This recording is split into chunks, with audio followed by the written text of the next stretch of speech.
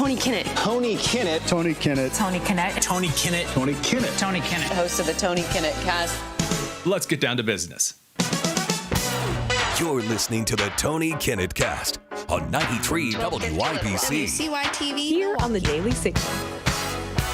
Good evening and welcome to the Tony Kinnett Cast here on the Daily Signal, nationally syndicated first on 93 WIBC. It's good to be with you because there is a whole heaping mess of news that is breaking just as quickly as we can get it out. So the Boston judge who had put the temporary restriction on President Donald Trump's buyout offer to all of the federal employees, in which so far about 60,000 have reportedly accepted the offer for the 6 to 7 months remainder of their salary if they agree to leave the federal government and go find greener pastures. That was temporarily frozen. That has now been lifted. So the Trump administration can continue until another judge swoops in and issues some type of a temporary freeze. We're going to talk about that a little bit more later with Sarah Perry over from the Heritage Foundation. It's just literally my producers are sending me things just as fast as I can get them out over on the screen. Attorney General Pam Bondi is wasting no time at all moving things forward with the Trump administration. She has announced that the United States federal government is suing the state of New York, is suing Governor Kathy Hochul, and Attorney General Letitia James for failing to uphold federal immigration law. Check it out. We're here today because we have filed charges against the state of New York. We have filed charges against Kathy Hochul. We have filed charges against Letitia James and Mark Schroeder, who is with DMV. This is a new DOJ, and we are taking steps to protect Americans, American citizens, and angel moms, like the mom standing right behind me, who you're going to hear from in a moment. New York has chosen to prioritize illegal aliens over American citizens. It stops today. I mean, really, it's amazing to see an administration actually doing things. This is so unusual to actually see laws that several blue states are just choosing to leave to the birds, and actually see a couple of attorney general related actions that move towards affecting something that is directly impacting those in New York. That is an incredible thing to see. We'll give you all of the updates that we can as those continue to develop, because as far as New York is concerned, of course, a lot of us are still reeling from the news of the Federal Emergency Management Agency and several employees inside that federal agency giving $59 million to illegal immigrant housing over in New York City, to the various migrant hotels.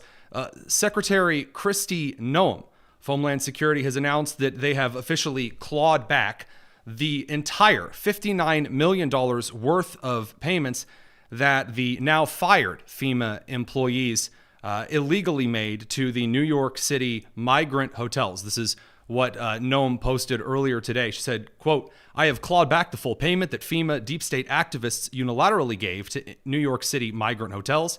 FEMA was funding the Roosevelt Hotel that serves as a Tren de Aragua base of operations," that's a gang, "and used to house Laken Riley's killer.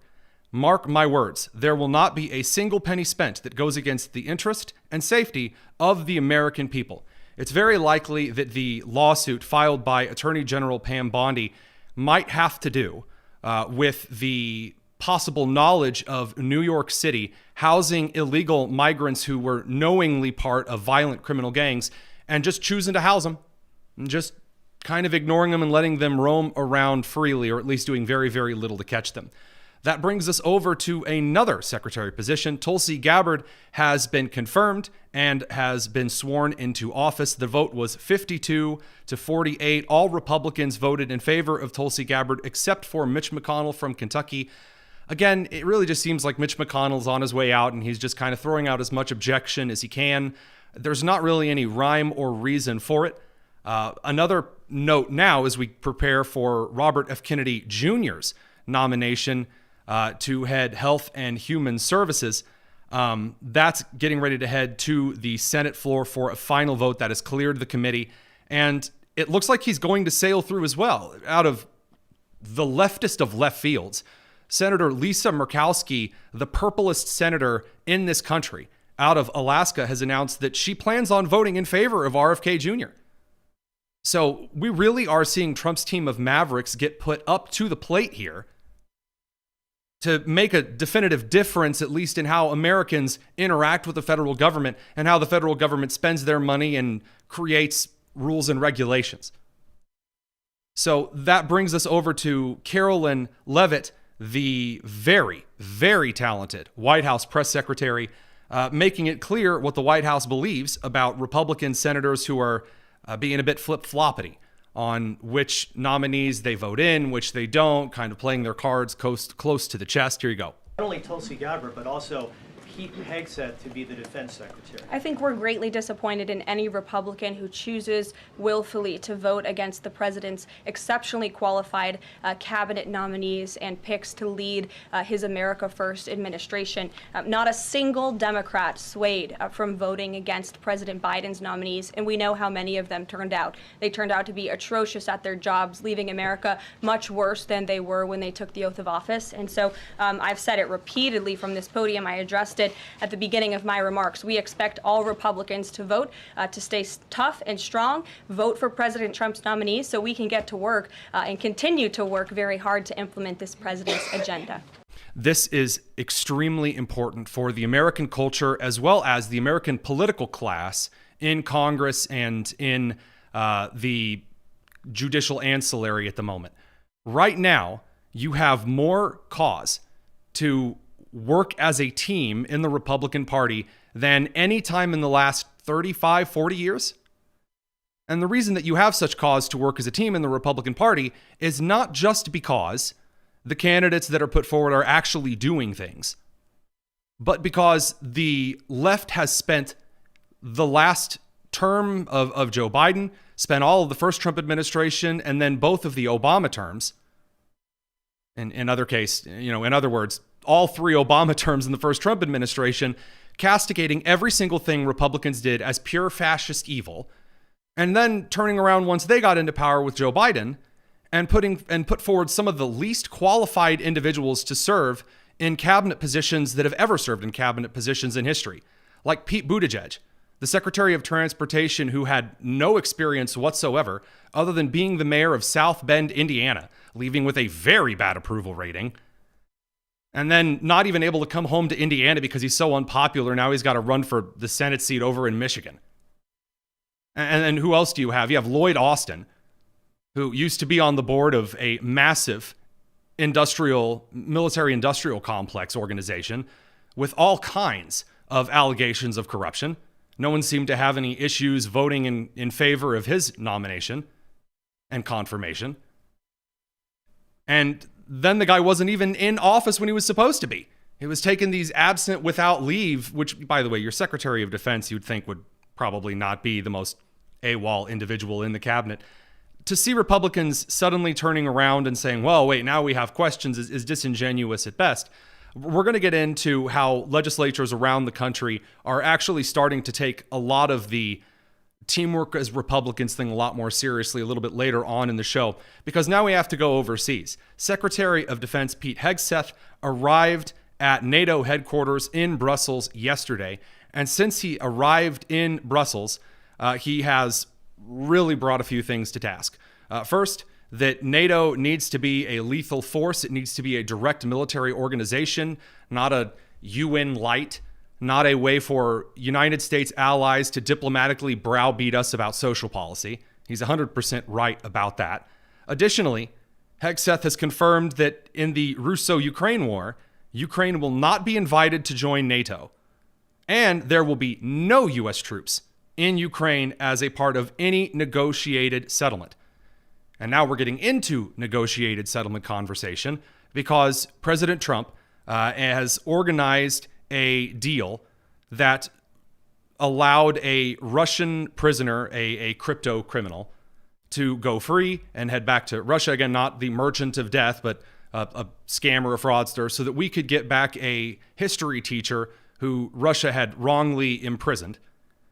And now, at the end of the week, we're seeing possible endpoints to the Russo-Ukrainian war. We're going to talk about that on the live stream. Radio folks, you're going to head over to commercial. This is the Tony Kinnett cast here on the Daily Signal. All right, I'm not sure why I saluted those on the radio, because they're not watching the live stream. Only the live stream is watching the live stream, and I guess some of the TV affiliate partners as well. So excuse that weird gesture there. We got to talk about the delegation that President Donald Trump is sending over to the negotiations between Vladimir Putin of Russia and Zelensky of Ukraine. This is indeed a historic moment. The left has been raking Trump over the coals over the last 3 weeks because Donald Trump didn't waltz into office on day one and end the Russo-Ukrainian war. So, well, that was a campaign promise. He failed on that promise. Okay, but if Trump actually gets the Russian-Ukrainian war into a ceasefire within the first month of his administration, that's a success. That is, in fact, a success for this administration. So who is Trump sending in to work on this particular peace deal?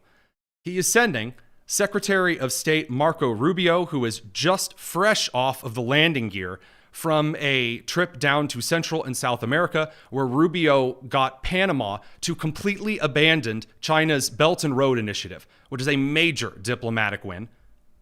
So he's sending Secretary of State Marco Rubio, sending CIA Director John Radcliffe, National Security Advisor Michael Waltz, an excellent send, and then Ambassador and Special Envoy Steve Witkoff to lead the negotiations. Steve Witkoff is who Trump sends to really effectuate and broker most of the negotiations, because Witkoff understands the kind of things that Trump is willing to give up and the things that Trump is not. So Trump is really sending, again, the mavericks of the cabinet, in a cabinet full of mavericks, to try to end the Russo-Ukrainian war, and now has Ukraine finally coming to terms with the fact that it's not going to be retaking Crimea and the Donbass region, and then perhaps some type of a deal and some type of concessions in some way from Vladimir Putin. It is an incredible time to watch foreign policy.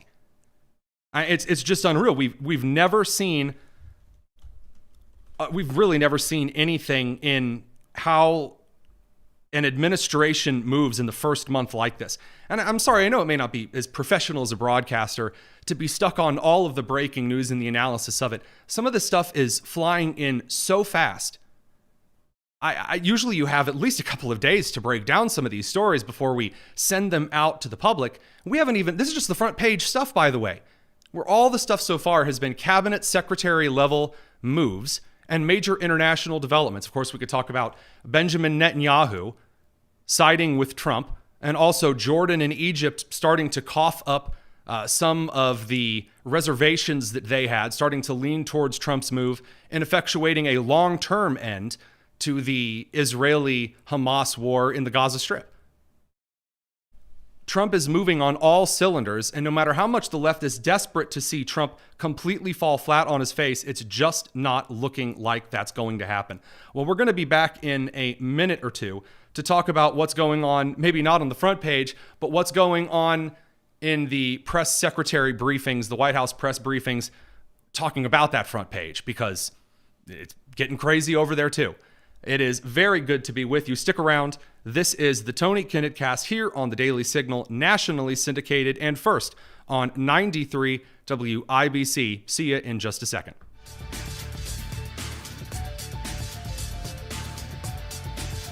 I'm Bradley Devlin, politics editor of The Daily Signal. I want to invite you to tune into my new show, The Signal Sit Down. For far too long, your political leaders have not represented you in Washington, D.C. Instead, they've chosen to represent themselves, their friends, and powerful interests. On The Signal Sit Down, we'll expose how the sausage really gets made in Washington, D.C. with guests who have experience on the inside. Past guests include Senator Ron Johnson, Congressman Andy Harris, Senator Rick Scott, and Congressman Riley Moore. So check out The Daily Signal's newest show, The Signal Sit Down, on YouTube, or listen to the audio version on Apple Podcasts, Spotify, or wherever you listen to your podcasts. I'll see you there.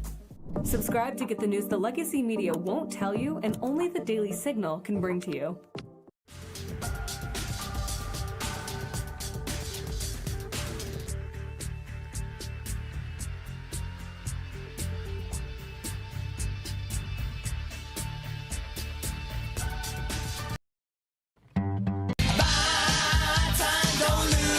It's the Tony Kinnett Cast on 93 WIPC.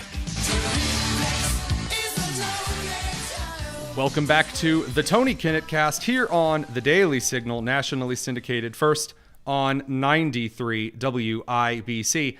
The press briefing room in the White House for the last couple of years has been a place of anguish, eye-rolling, and boot-licking silliness, in which Karine Jean-Pierre would come out dressed like Al Capone or some other cartoonish individual, talk about how historic she is, and then provide cover for the President of the United States, who was and is a corpse. Now you have Carolyn Leavitt, who, again, I'm extremely astonished to see individuals in the Trump administration that are younger than I am. It's very surreal to see. I'm sure a lot of you are obviously very used to seeing it because you're older and wiser and more experienced than yours truly. But for some of us, it is interesting to see someone in their mid-20s as the press secretary for the President of the United States. And she is doing an insanely good job, because it appears so far that the left-leaning media, the legacy media, outlets like Politico, for example, are having a time and a half trying to keep up with the narrative that has traditionally been set and harped upon and kept as front page news that were used as boxing gloves to beat the President of the United States with in Trump's case. Now, Carolyn Leavitt is responding so quickly to the media narratives that are being served up like softballs. It's like watching home run derby. I mean, really, it's incredible. So it actually has kicked Politico onto its heels. Carolyn Leavitt pointed out very clearly a couple of days ago that the Biden administration's economic policies were awful and that the Trump administration is still in the process of trying to clean those up. Again, it has barely been over 3 weeks since Trump took office. And the media, which had been running around saying, at least as far as Politico was concerned, Harris is riding a dream economy into the election, but it may be too late for voters to notice. Politico had been running around saying that the economy was great, it was wonderful, it was fine, let's go. And now, Politico has released an article that says voters were right about the economy, the data was wrong. Politico phrased it a little bit differently over on their social media, suggesting that the Democrats themselves were actually fooled into thinking that the economy was better than it was. Gee, I wonder who that was. I wonder who was pushing the narrative that the economy was actually fine. And again, Carolyn Leavitt is beginning her press conferences by backhanding. We're not just like a light slap, not even just a door shut in the face. Carolyn Leavitt is walking up to the press podium. She is reaching back and then just smacking everyone in the room who's been pushing silly, spurious nonsense, and then dives into the press conference. Today, this was Carolyn Leavitt talking about the press losing their ever-loving marbles about a constitutional crisis. A constitutional crisis over Trump and the federal judges. Now, before I take questions, I would like to address an extremely dishonest narrative that we've seen emerging over the past few days. Many outlets in this room have been fear-mongering the American people into believing there is a constitutional crisis taking place here at the White House. I've been hearing those words a lot lately. But in fact, the real constitutional crisis is taking place within our judicial branch, where district court judges in liberal districts across the country are abusing their power to unilaterally block President Trump's basic executive authority. We believe these judges are acting as judicial activists rather than honest arbiters of the law. She just goes through and lays out what the Trump administration's opinion on the issue is, and then lists the next steps. So there's nothing left to interpretation. That is a masterclass. That is exactly what you want your press secretary to do. You want them to walk in, you want them to say, this is the administration's stance, this is why, and these are our next steps. So that you don't have some snot-nosed reporter from the New York Times writing an opinion column masquerading as a reporting piece, saying, gee, I wonder what dog whistles are actually present in this press briefing. Carolyn so far is doing, again, a home run derby of a job, and the media is just losing it. I mean, the media is falling apart at the seams, and they're actually going through their own stages of grief. So they've gone through their denial, and then they've gone through the anger, and now they're to like grumbling and mumbling like a child who has been sent to clean their room.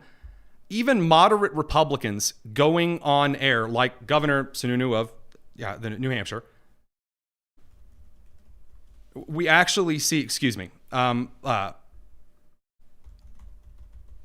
former governor of New Hampshire. I thought so. So Governor Sununu goes on CNN and he's talking to Anderson Cooper and then Jeffrey Toobin. And he is, again, defending basically how the Trump administration has proceeded so far. And Cooper starts to get really frustrated because what Sununu is talking about is the Department of Government Efficiency, the Trump administration, and Carolyn Leavitt walking out and laying out the receipts in person about the wasteful spending, the fraudulent spending in the government, so that Cooper finally just breaks down and just, drops a colorful word right on the air. But where's the proof? You're waiting. You're not going to be satisfied till he shows up with 10,000 pages. But 10,000 pages. Yeah. He's giving very specific things, yes, he's not actually giving any evidence of that. It's all going to come, because what they also said was, if we have to go to Congress, we'll go to Congress. Right, but we'll show where it is. Some of the details that have come out, like the $59 million spent on luxury hotels, it's actually not.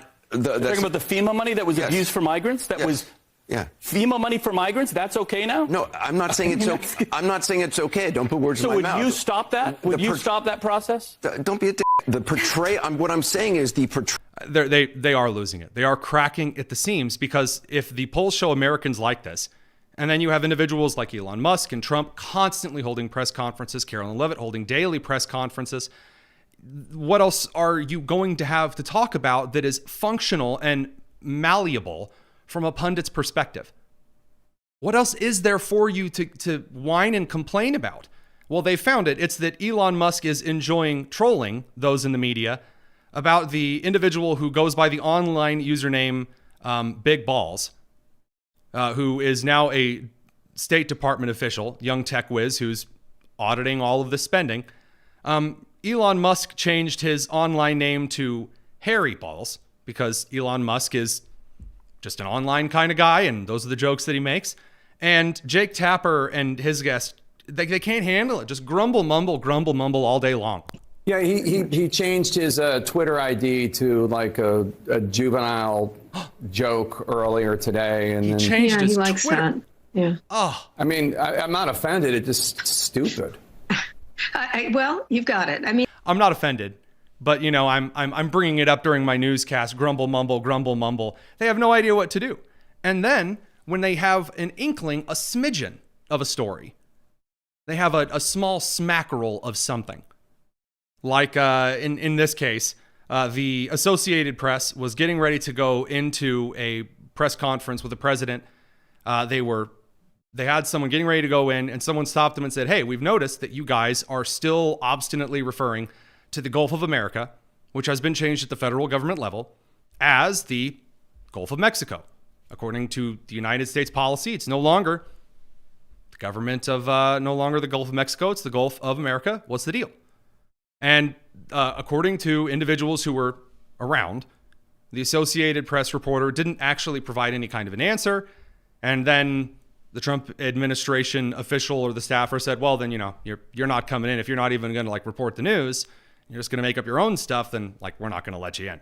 And the media had a 30-second conniption, which carried over to Press Secretary Carolyn Leavitt today, again, reaching and then backhanding immediately the CNN presser who tried to get a little frisky about this. Which White House official made the decision to bar the AP reporter from the Oval Office and the diplomatic reception room last night? Well, first of all, let me just set the record straight. It is a privilege to cover this White House. It's a privilege to be the White House press secretary. And nobody has the right to go into the Oval Office and ask the President of the United States questions. That's an invitation that is given. And there are hundreds of outlets on this campus, many of you in this room who don't have the privilege of being part of that pool every single day and getting to ask the president questions. We reserve the right to decide who gets to go into the Oval Office, and you all have credentials to be here, including the Associated Press, who is in this briefing room today. So, again, lays out the facts. Here's what happened. Here's what the standards are. Here are the next steps. It is just how you do the job. It is. And I had colleagues in the White House press briefing room today, which is something different entirely. Allison, go ahead and send that fine radio crew to commercial. It's the Tony Kinnett Cast here on the Daily Signal. All right, for those on the live stream and up in Wisconsin on the TV side of things, I got to tell you, as an individual who now works in media, who does this kind of political broadcasting, it's really weird to see some of your colleagues in the White House press briefing room and asking questions directly to the administration. I know that may not sound particularly interesting or incredible to a lot of you, but the Daily Signal, we had our press credentials stripped away from us by the Biden administration because this goober, Andrew Bates, was extremely mad that we existed and we didn't parrot the Biden administration's lines. And so they stripped our press credentials away from us a couple of years ago for no reason whatsoever. Today, Bradley Devlin, who's our political editor over at the Daily Signal, Elizabeth Mitchell is our new White House correspondent. She's a fantastic reporter. She's going to be in the press briefing room. And then many of my friends and colleagues from other organizations. Reagan Reese from the Daily Caller, who we've had on the show before. Mary Margaret Olahan, formerly of the Daily Signal. Now she's the Daily Wire's White House press correspondent. There are a serious diversity of individuals. There is a serious diversity of individuals in that room ideologically. Not, well, there's this many of this color and this many of this gender, and that's really what we'd like to see. No, there are individuals who are on the left, who are on the right, who are on different sides of the left, and who are on different sides of the right, and then international journalists as well. And what you get is an interesting press conference. It's amazing. Instead of watching the Associated Press reporter, then the New York Times reporter, then the CNN reporter, then the MSNBC reporter, then the Washington Post reporter, just go lick Karine Jean-Pierre's heels. What you actually get to see is someone from the left asks a question, then someone from the right moves forward and asks a totally different question. And so there's a variety of topics and there are different questions getting answered. Sometimes the question is answered with, I don't know, let me check on that and get back to you. Then later that afternoon, I get an email that says this question was asked today. Here's the answer. Here's what we know. Here's what we don't. Here are the sources. There you go. As a broadcaster, that's solid gold. Because I don't like to present information that I don't actually have sources and quotes and backup for. And you saw earlier, I couldn't quite remember at the moment if Governor Sununu was still the governor of New Hampshire or was the previous governor, so I was able to check that live on air. A White House press team that actually sends the data right to you, it's wholly unique. This entire administration is wholly unique. We've never seen anything like this in living memory, and I'm trying so hard not to say that lightly. I'm not trying to throw that around. It's very easier to get out and give clickbait titles and say, we've never seen anything like this before. But it really is something different, very different from the first Trump administration. That devil may care attitude in which an individual asking questions of the administration gets a straight answer, no futzing around, this is yes, this is no, here's the data for it, is not something we've seen, especially with Karine Jean-Pierre and before her Jen Circleback Psaki. There's just something about a transparency, not just in the financial side, but also in the operational side, that is wholly unique in this current political climate. And it is seeping to other parts of the government. It's seeping into Congress and into state houses, but we'll have to talk about that in a minute. Right now, we're going to go to Sarah Perry for an update on this federal judge situation. This is the Tony Kinnett Cast here on the Daily Signal.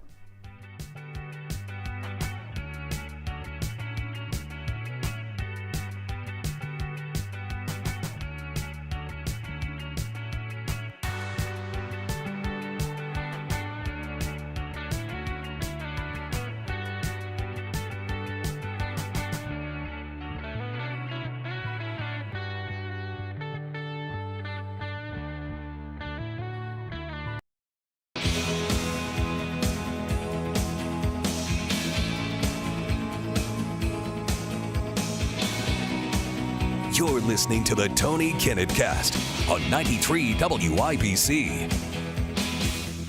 Welcome back to the Tony Kinnett Cast here on the Daily Signal, nationally syndicated first on 93 WIBC. It's time for a long overdue guest on the show. We're talking, of course, about Sarah Perry, senior legal fellow over from the Mies Center over at the Heritage Foundation. It's great to have you. Thank you so much for gracing us with your illustrative presence. Well, you are so welcome, Tony. Let's hop right into it. All those federal judges that are throwing things around, just injunctions and freezes and pauses and resumes and blockbuster movie tickets. It's insane what I'm watching on national TV. I want to get your take on two of them that I'm a little confused about. So I am seeing judges go back and forth and back again on whether the president of the United States has the authority to temporarily freeze some federal funding at the beginning of the administration to look over how things are being spent.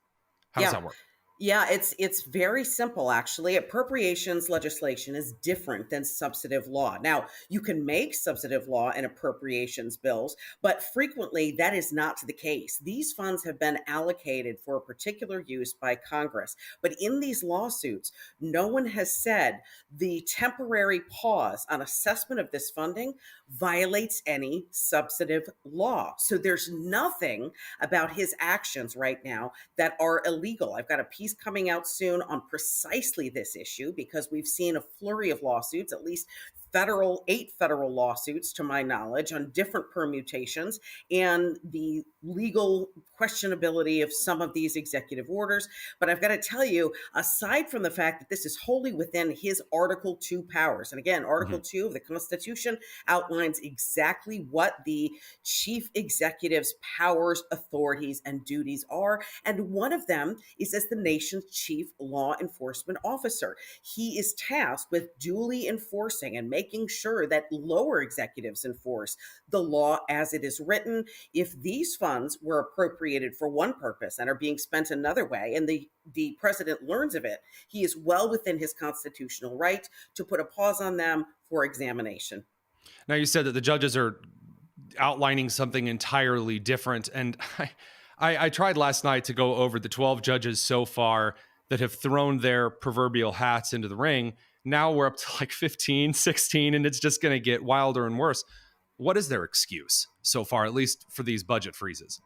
They're basically saying that he's acting beyond the scope of his authority because he's making, they're actually making the precise claims that the plaintiffs have made, which has said that Congress itself is vested with spending power under Article 1. Theirs is the power of the purse, so he can't touch federal money, except for the fact that we know he can as the chief law enforcement officer in the country. If it's not being spent the correct way, if it's being spent in violation of congressional dictates, he has every right to press pause. But they can't get past the Commerce Clause. They keep reiterating over and over again, Congress should spend money. The president cannot touch money that have been set aside by Congress. But again, he has every authority to do that as the nation's chief law enforcement officer. It sounds like a case of heartburn, that these federal agencies have oodles, canoodles, and toaster strudels of power to do all kinds of things. And I know that you've talked about this over on Case in Point, that podcast, quite a bit. We'll make sure to link that down in the description for sure. That the federal agencies operating in this large gray area with all of this money, it sounds like now that the shoe is on the other foot, quite literally from left to right in this case, you see the Democrats suggesting maybe they don't want the agencies to have so much power, in fact. That's exactly it. And what we're hearing about, ironically, is this reversal of language on a constitutional crisis, right? We have been saying as conservatives through the entirety of the Obama-Biden eras collectively that there was a constitutional crisis, that they were taking the Constitution, they were mixing, overlapping, interfering with the stated laws and duties of each of the three branches, obviously as organized under Articles 1, 2, and 3, legislature, executive, and judiciary. Right. Now we're seeing the attempt to get into the operations, the lawful operations of the executive as members of the legislative body and the judiciary right now. And these particularly left-leaning activist judge courtrooms, They are going along with the gambit. They want to make sure that they are finding a way to strike down these executive orders and these executive actions. And let me tell you, every one of them, what we've discovered, what we've learned so far is that these are judges who are seeking something to support a desired outcome, not seeking for the support to get to the right outcome. And that's really been interesting to see that the blindfold over the statue of justice, right? They're ripping that off and suggesting, well, we want this outcome, and so therefore we're going to interpret the Constitution through this lens. And nowhere has that been more transparent, nowhere has that been more obvious than the judge ruling that Trump needs to put up all of the transgender and sex toy web pages back up on government websites. I mean, what kind of federal order is this? This is a new one. Well, and it gets even juicier than that. Remember, these were web pages. Please don't say juicier after we just talked about this guy. No, I thought it was apropos, Tony. But maybe I crossed the line. I'll give you. I'd say it's an exempli gratia, right? Let's move it right along. Tell you right now that Judge Bates, who was the one who issued the order for reinstatement of these web pages through the CDC and the FDA, specifically related to gender identity. Remember, the executive can pull down all of these orders, all the web pages, because they want to make sure they're in accordance with standing federal law. Remember, the executive, the chief executive officer of the nation, is the chief law enforcement officer. They're pulling them down to assess them, to make sure that these web pages align with what standing federal law is. They've been ordered to be reinstated through Judge Bates, one of these activist judges in Washington, D.C. As it turns out, his wife runs an NGO that was in receipt of millions from, drumroll, USAID. No. Oh, yes. I mean, I love it. This is so great because Republicans have been looking for smoking guns on this for time immemorial. I mean, since the Clinton days, we've been looking for little smoking guns where this person is married to this individual who's taking lots of money. To see the chef's kiss situation of a judge who, again, using the court order magical freeze, I order you as a judge to put up the sex toy and transgender websites back online. Right. His wife taking money from USAID is one of the best. I mean, you can, if I wrote that and pitched it to Hollywood, they would say, no, that's too simple. Too on the nose. That's too on the nose. My goodness. So where do we go from here? What are the next steps? This is what I've been trying to ask everyone. You saw me in rapid response going, please. Running from person to person like George Bailey and It's a Wonderful Life. Please tell me, what are the next steps? Where do we go from here? Well, what the executive has to do is comport with these temporary restraining orders, right? There's been a lot of, bluster and hot air about whether or not Trump is going to, quote, defy the courts. Hot air? We're talking like Led Zeppelin's full of hot air. Right. Listen, the president himself, these TROs don't operate against him. They operate against the executive, but he tasks the executive with doing certain things.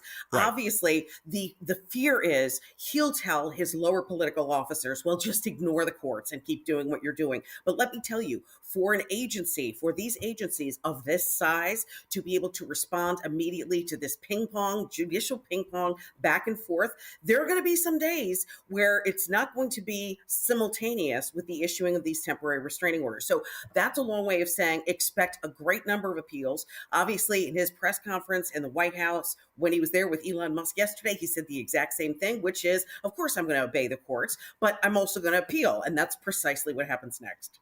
It is going to be, and I talked about this with Virginia Allen yesterday, this is about to be the most amazing series of cases in the Supreme Court that we have witnessed. And you know the direction it's tending because of the reverse of the Chevron doctrine. Of course. So, I mean, to know where this is coming, there's a picture of, do you know the 90s cartoon Dexter's Laboratory? Of course. My laboratory. Yes, exactly. So there's a meme where Dexter is looking in a locker at like this poster, and someone has photoshopped it to be a picture of Justice Clarence Thomas, and it's Dexter saying, "Please, Clarence, stunt on these," and I love it. Sarah Perry, Heritage Foundation, case in point. Sorry we have to cut you short. Thank you so much for coming on and breaking this down for us. You bet, Tony. Thanks for having me. Pro-life, pro-women, conservative? and feminist.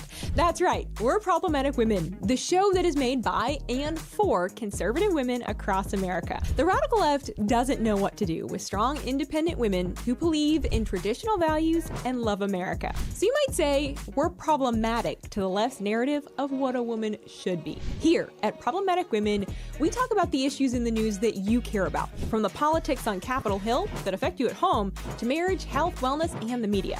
So, Problematic Women, you are invited to grab a cup of tea, pull up a chair, and join us every weekday for some classy, engaging, and sometimes fun conversation. Join Problematic Women on the Daily Signal's YouTube and Rumble every Wednesday, or catch the show wherever you get your podcasts on Thursday morning. And be sure to follow Problematic Women on Instagram. Subscribe to President Trump and the Doge are at it again. First, the Department of Government Efficiency, headed by Elon Musk and Vivek Ramaswamy, killed a massive government funding bill by building opposition to it on X, the platform formerly known as Twitter. Now, Doge has helped Trump starve the left's international NGO empire. This weekend, Doge agents entered the U.S. Agency for International Development to cut waste and abuse from the federal government. USAID, run by radical lunatics. The USAID website went down over the weekend, and President Trump named Secretary of State Marco Rubio acting head of the agency. Doge has highlighted USAID's wasteful spending. Examples include $1.5 million to advance DEI in Serbia's workplaces, $70,000 for a production of a DEI musical in Ireland, $47,000 for a transgender opera in Colombia, $32,000 for a transgender comic book in Peru. I don't know about you, but as an American taxpayer, I don't want my dollars going towards this crap. Americans are a generous people, but we don't want our tax dollars going to support woke causes in far-flung parts of the world. Unfortunately, that's exactly what's been happening at USAID, and it seems the agency helped at least one leftist billionaire in particular, George Soros. Soros should be a familiar name. The Hungarian-American billionaire has bankrolled nearly every major leftist cause you've ever heard of, from climate alarmism to gender ideology to critical race theory. He's notorious for funding the soft-on-crime rogue prosecutor movement, which led to increasing crime rates across America. The Open Society Foundations, which Soros founded and which his son Alex now runs, has a long history of partnering with USAID. According to former USAID acting COO Max Primorak, USAID and Open Society frequently partnered by co-funding joint programs that promoted radical social agendas in the developing world. To make matters worse, former USAID Administrator Samantha Power met with Open Society leaders at least twice, and an Open Society nonprofit twice sued USAID, taking the case all the way to the Supreme Court because USAID refused to fund NGOs unless they took a pledge to oppose prostitution. The Open Society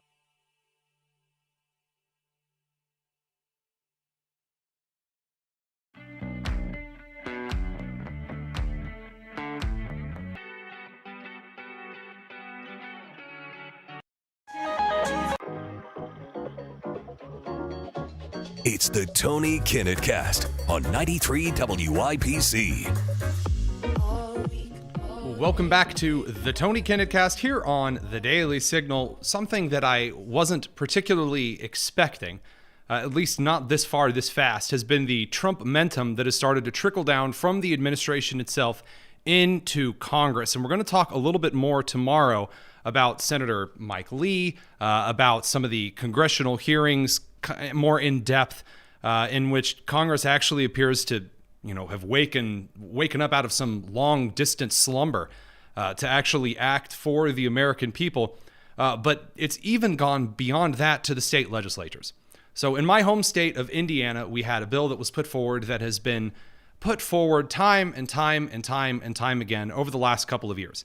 And it is a bill that effectively makes all school board elections partisan. It gives individuals an opportunity to declare that they are either Republican or Democrat, or if they want to, they can run as an independent, nonpartisan, whatever. And it has come up again and again, and it has failed every single time. The reason it has failed every single time is because there are establishment Republicans and it's this way in a lot of states, that either A, don't see the need for a policy, or B, there's an article that's written about the state representative or senator and how he's a big meanie, and so the individual who are the lobbyists against the measure come in, they talk to the state senator or representative, and they say, hey, if you pass this bill, we're going to call you a big meanie in an article. And that has largely evaporated in the last year because the left pushed it too far. And so now you're starting to see this, again, these Republican legislators, those that haven't been voted out and replaced by younger Republican legislators, quite frankly, are waking up from cryosleep and are acting actually on pieces of legislation that have been kicked around for nigh on eternity. In Indiana today, I was asked to come in and testify before one of the election committees, the House Election Committee, on House Bill 1230, which again would make school board elections partisan. And the reaction from the Democrats on the committee were special. But I wanted to play my testimony for you because I think it's important that as we look at international policy and we look at national policy, we keep in mind that state policy is effectively on the march and that it really does deserve our full attention. Tony Kinnett, representing Hoosiers, I guess is what. You know, sometimes you don't come with a group you're representing. You're just a Hoosier who cares about the bill in specific. Good morning. My name is Tony Kinnett. As a former teacher, administrator, education policy advisor to 3 governors' offices, one of which is in Indiana, and 8 state legislatures, I am testifying in support of HB 1230 with amendment. I'll state the amendment right up front. I believe the language could be just a touch clearer on allowing an individual to choose to declare, maybe clarifying up the language of independent or nonpartisan. I'll leave that up to you. You guys are the ones with the pens. In essence, though, forbidding school board candidates from running under a party is at best a rose-tinted sweet nothing whispered in the ears by lobbyists and school board members who don't want Hoosier voters to look too closely at the policies they pretend to propose.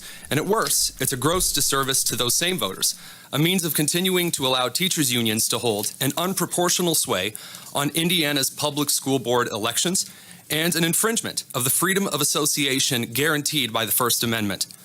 This is not a problem. In the 3 states and the 1 Commonwealth that require partisan school board elections, it has not crashed their education systems into hopeless knife fights in back alleys of people with R's and D's next to their names. Nor in the 5 states that have partisan school board elections which are allowed. You can declare, you cannot declare.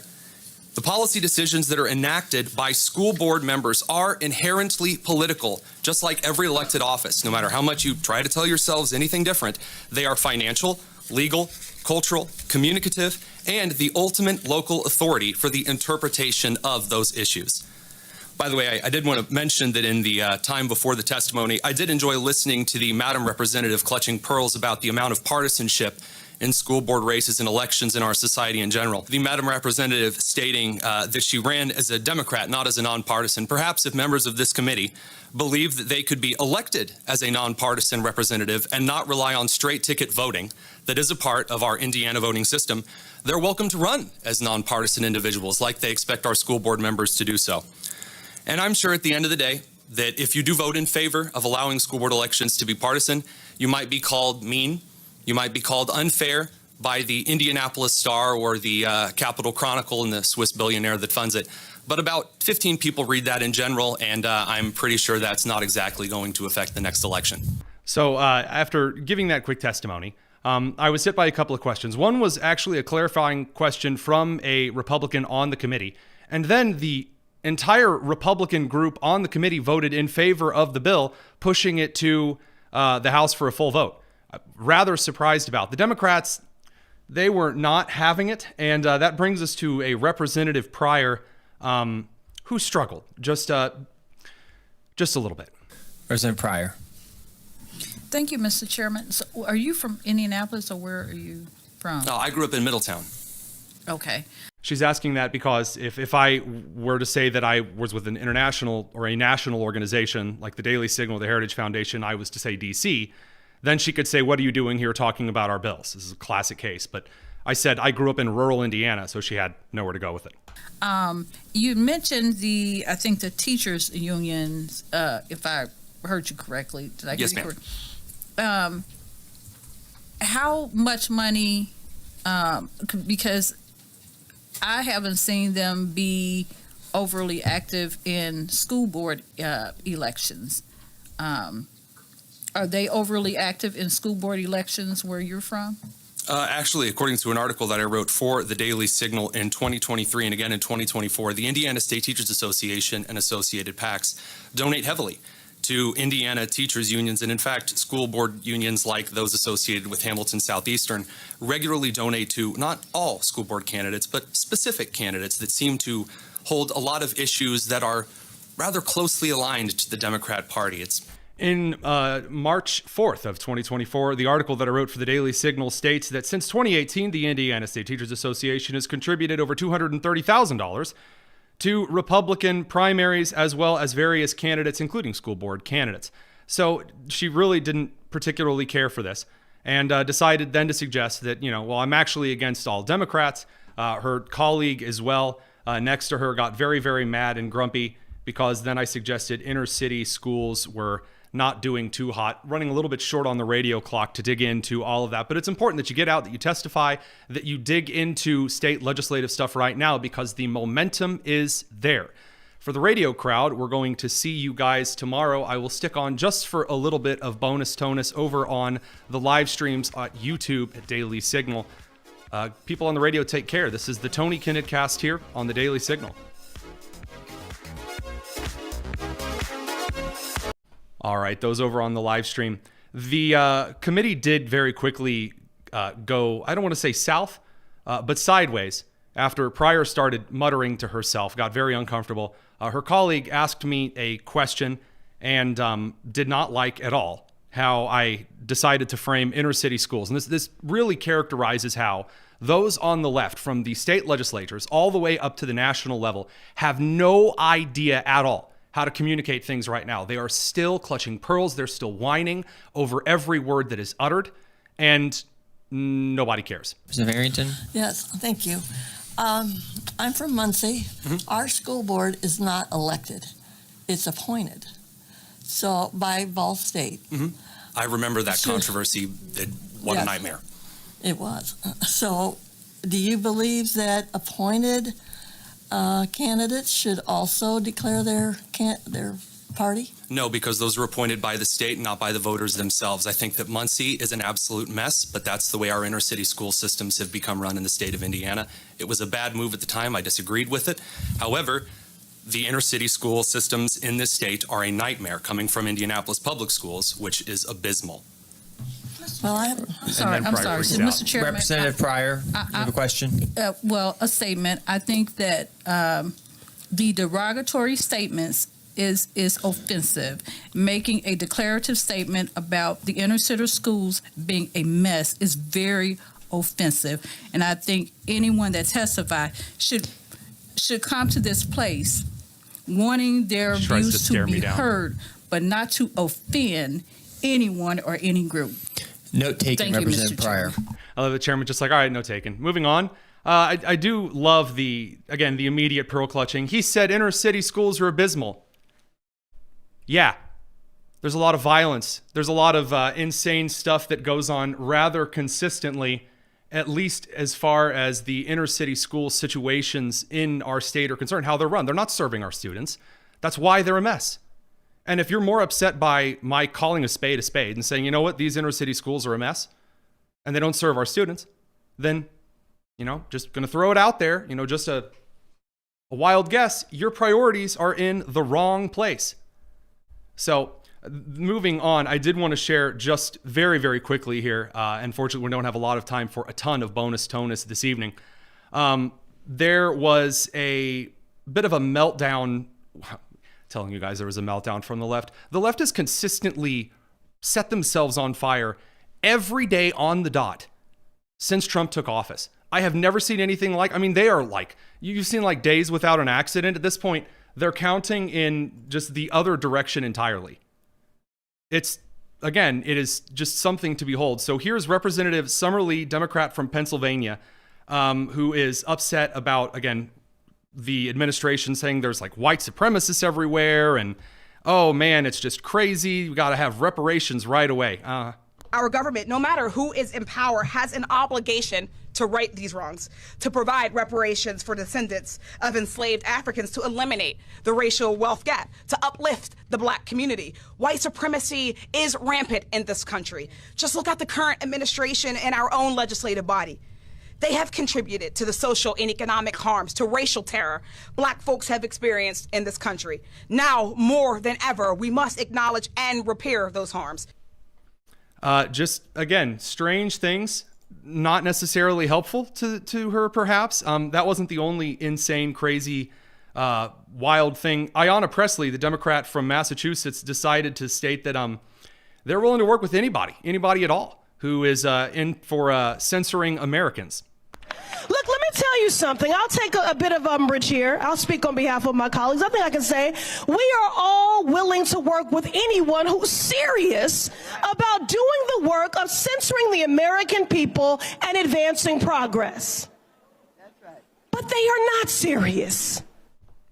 It's just wild stuff, folks. All right, we will be back tomorrow. Same great time, same great place here on the Tony Kinnett Cast. You guys have an excellent evening and take care.